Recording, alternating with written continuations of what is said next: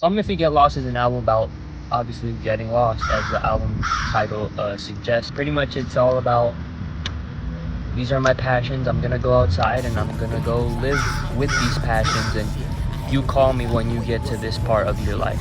I don't know a better time to release that album than summer 2021. We had just experienced a global pandemic where everyone was quarantined, and finally it was time where people were starting to go outside again. And for me personally, it was even more perfect because I had just found this little friend group that I was getting very close with. We were all like, let's have the best fucking summer ever, let's do everything. And we were all in high school, so when you say something like that in high school and you don't even have a car, what you really mean is go to the movie theaters, play basketball, and go to the pool every day. But hey man, some of my favorite memories are from that summer and with this album. And I'm not that type of guy.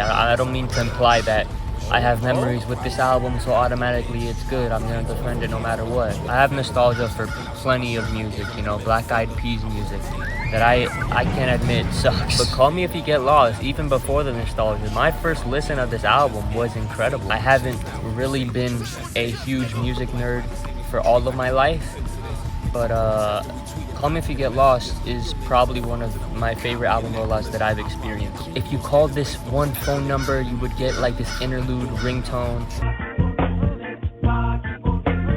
I remember the videos that were like leading up to the album, hyping it up. Then there was a single, all of it. It was an incredible rollout, something that we don't see very often. And I like Tyler's music at this time. Now I love it, but at this time I wasn't the biggest fan, but just the rollout alone, I couldn't, not be excited. This album was something I was longing for just because of that rollout. It was so good. I'll never forget the first listen to that album. I've always been pretty early sleeper, so when an album comes out that I really want to listen to and I have to wait till midnight, I usually don't make it till midnight. And that is exactly what happened with Call Me If You Get Lost. I fell asleep at like 11 o'clock and I ended up waking up at like 4 a.m. And usually when I would wake up at 4 a.m, I just go right back to sleep. But my phone was blowing up because everyone was like, where the fuck is Alex? He's been saying he's excited for this album. Why has he's just not responding to messages? Did he die? So I go on, click the album, and I hear the sun beaming, turn it off and say, this is the greatest album I've ever heard in my life. And that's exactly what it was. I didn't dislike a single song. Every song I loved. And I was listening to this on like a 5 Below speaker with all the lights turned off in my room.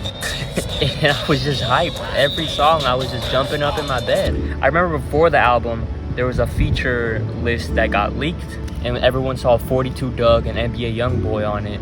I think Uzi as well, and everyone's like, why is Tyler, you just made an amazing album, why is he working with these trash ass rappers? And we got maybe the best feature on the whole album is NBA Youngboy on What's Your Name. The second half, I Thought You Wanted to Dance, that song is still my ringtone to this day. It's such a gorgeous sounding song. And what I touched on a little briefly earlier is, yeah, I love the sound of this album. It's a perfect album, but it's the concept that makes this one of my favorite albums. The replay value for me is there at all times because I can just, whenever I'm down, whenever I feel like I'm not getting anything done, whenever I feel like I'm just sitting around at home, I can hop on my bike, play any song on this album, and I'll have a nice day.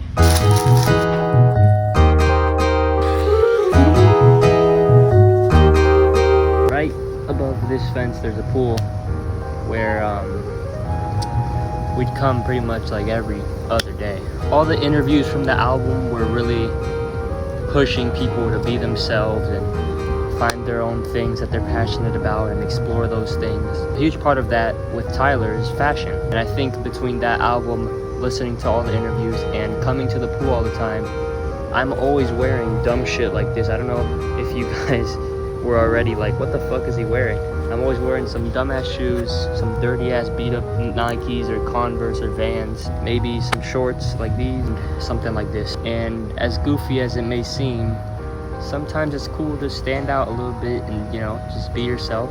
This is what I like wearing. I feel comfortable in it. Nothing wrong with fitting in either, obviously, but I'm comfortable in this, and you should branch out. Maybe you'll find the outfits that you're comfortable with as well. This video has been so awkward to make because I'm just standing here in a public place, and every little noise I hear, I'm like, is that a person walking? I don't know if you guys realize I'm not really making eye contact with the camera because at any point I don't want to be you know, there's some random dudes like, what the fuck is this little dude think he's doing? This isn't my neighborhood, so I'm not allowed to go in there unless I'm with someone who lives here.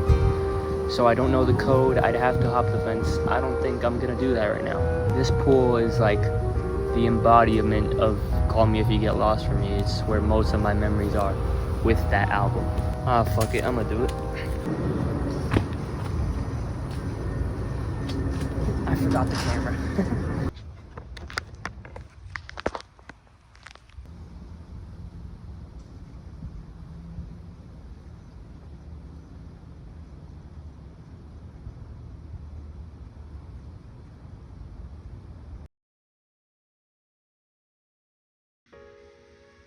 I'm back home. I took a little shower, put on some new shorts. Obviously Tyler is not seeing this video, but if he did, hypothetically, I feel like he'd be like, that's cool and all, you had a nice little summer, but the point of the album isn't to just live one summer and then go back to being a normal guy. You're supposed to live like this all the time. I hope this video isn't misinterpreted that way. I don't want to sound like I lived one summer with this album, good album, I'm never gonna care about the concept again. No, I've lived like this for a while. I've taken a lot of risks creatively and with stuff with my lifestyle, and I think a lot of that is owed to this album. And that's why I think it's gonna be timeless, you know, endlessly replayable, because I can listen to this album forever. I can go, the summer after this album came out, I literally shaved my head and said, I'm gonna do so much dumb shit this summer. I didn't do it because I listened to Call Me If You Get Lost and I was like, fuck it, I'm shaving my head. But I think a lot of my, for lack of a better term, YOLO-isms come from, or at least stem from a little bit, this album. Because what do we have but our passions, but the stuff we love? If we don't chase those things, if we don't take risks, what are we doing really? And that's why I think this album's endlessly replayable for me. I'm gonna listen to this for the rest of my life. I'm gonna be 70 on my fucking bike, bumping Corso. Before I finish off the video, I wanna show you guys this really cool piano cover. I'll link it in the bio, from this guy named Ziad AF, I think. He just does like the entire album in like 10 minutes on his piano.